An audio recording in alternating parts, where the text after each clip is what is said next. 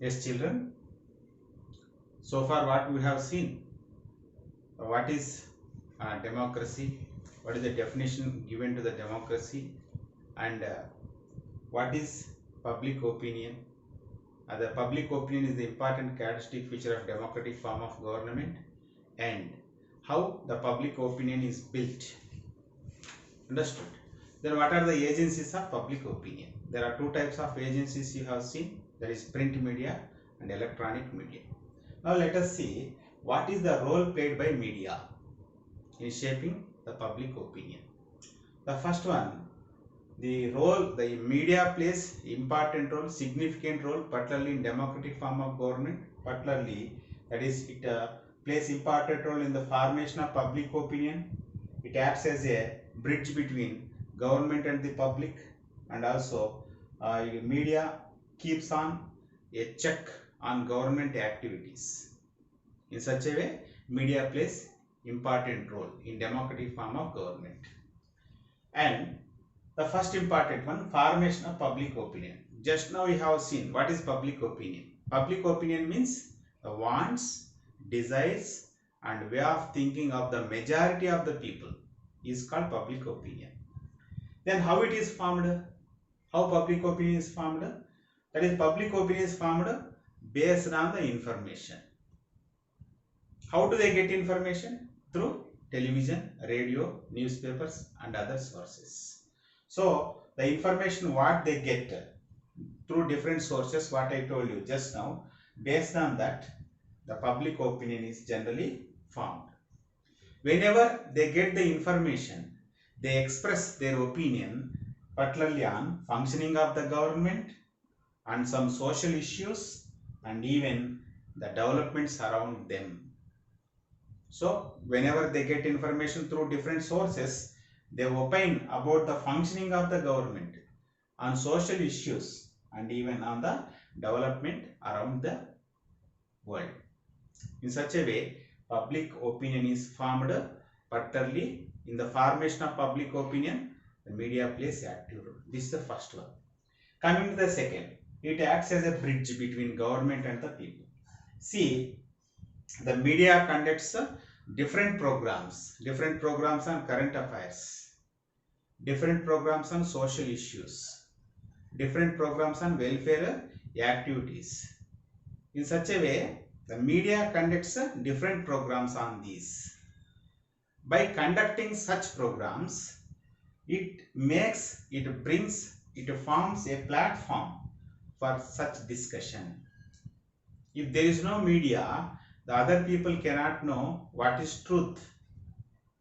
That's why media acts as a bridge between government and people, and it acts as a forum. Through media, the people can raise their questions, can tell their problems. Whenever they raise some questions, whenever they tell some problems, it goes directly to the government, and government may try to solve such problems. In such a way, the media act as a bridge between people and the government. Even sometimes, even people tell their problems to the government. If even people tell their problems to the government, if government fails to solve such problems, the people may vote it out such government, and they may elect a new form of government. In such a way, media plays very active role. That is second one. And third one, even the media acts as a media checks the functioning of the government, and particularly the media informs the government about corrupt practices, and also it sometimes it builds pressure on the government to perform all the activities in a good way, in a good manner, and also even it raises some questions. See, through media only, even government also comes to know which problems are there in the society, where there is drinking water problem, where there is sanitation problem, where there is the shortage of civil supplies. In such a way, the government also comes to know about different problems of the public, particularly through the media, and by questioning the government, the media brings the entire issues, more issues to the government, and it makes the government to solve such problems. That is about the third important thing in which way the media plays important role. And finally, you should know a little information about the right to information. Right to information. See, we have got different rights. Different rights are provided in the Constitution. Among such rights, the important rights, that is right to equality, right against exploitation, cultural and educational rights, right to religious freedom, right to, in such a way we have got 6 important fundamental rights. And there is right to education also. The other important act which is very important, which is very useful for the entire public in the country, that is right to information. See, simply we can write it as RTI. The Right to Information Act was brought in 2005. Which year it was brought in? 2005. What is this Right to Information Act? The Right to Information Act provides one important opportunity, an important choice for all the public, that the people have access, the people have the right to know everything. Whatever the information they want, they can get such information. No one can neglect, no one can reject to give such a information. That is called right to information. So the important aim of this Right to Information Act is in order to bring accountability,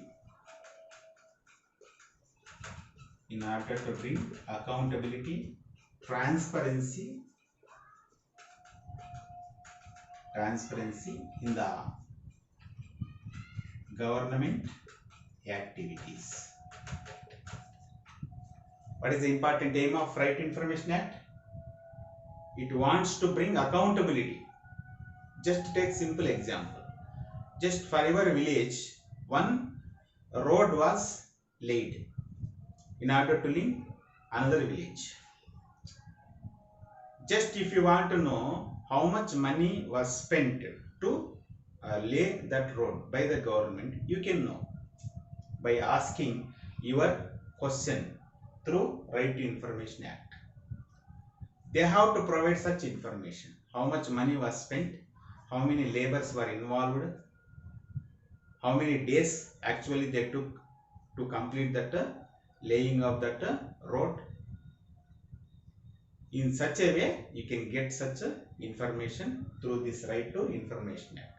So whenever such a right is given to a citizen, it brings accountability, particularly for the government. Transparency also. The government, the officials, or even the representatives cannot hide the information.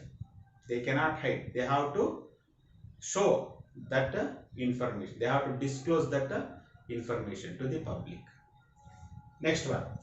Are there some restrictions for this right to information? See, if in how many days even the public authorities should appoint public information officer. The government authorities should appoint whom in order to give such information? Public information officer must be appointed by the government officials to give such information. For example, you have applied for some information. Within how many days you can get that information? Means within 30 days you have to get that information. You can get that information within 30 days. You can get that information, particularly through Right to Information Act. And even there are some restrictions for this Right to Information Act. The information which actually brings some problems to our to security, particularly for security of our country, such information cannot be given. Which information cannot be given? the information which may threaten, which may brings some issues, some problems for our security, for our country's security. Such information will not be given under Right to Information Act. So this is another important thing what you have to know as a part of that is what the media and democracy. So just if you want to know some more details, just search some more information about Right to Information Act and write minimum 5 sentences about Right to Information Act, like that in which year it was introduced, who was public information officer, within how many days you can get such information, like that. Just write about a small essay about Right to Information Act. Thank you, children.